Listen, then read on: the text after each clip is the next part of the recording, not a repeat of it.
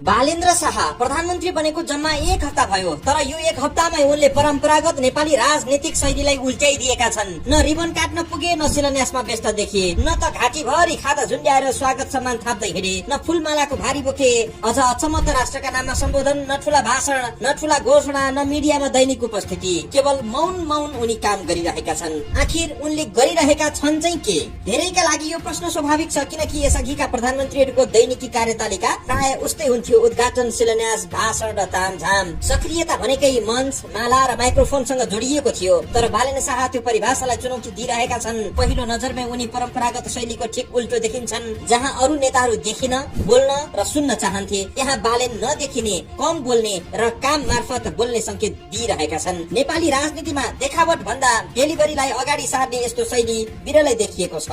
उनको मौनता भौतिक उपस्थितिको मात्रै होइन, सम्भवतः सन्देश पनि हो कि अब पूरा होइन, काम बोल्छ। विगतमा प्रधानमन्त्री बनेपछि उद्घाटन र भाषणको दौडमा व्यस्त हुनु नै सक्रियताको मापदण्ड थियो। दिनकै अनेक कार्यक्रम, लगातार अभिव्यक्ति र मिडियामा प्रभुत्व, यिनै कुराले नेतृत्वको छवि बनाउँथ्यो, जसलाई देखेर नेपाली जनता अजित थिए। तर बालेनको सीमित उपस्थिति र मौनता यही मान्यतामाथि प्रश्न चिन्ह बनेको छ।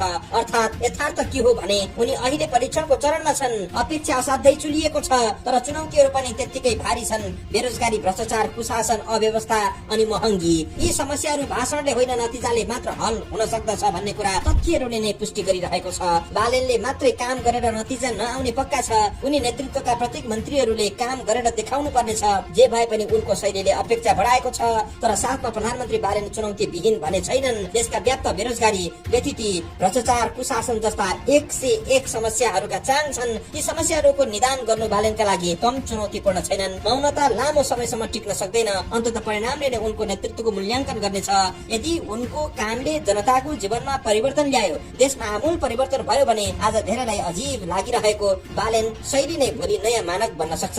यति भने निश्चित छ कि उनले नेपाली राजनीतिमा बहसको नयाँ ढोका खोलेका छन्। यसो त काठमाडौँ महानगरपालिकाको मेयर निर्वाचित भएपछि झन्डै 3 वर्षको कार्यकालमा पनि औपचारिक कार्यक्रममा प्रधानमन्त्री बालेन निकै कम देखिए।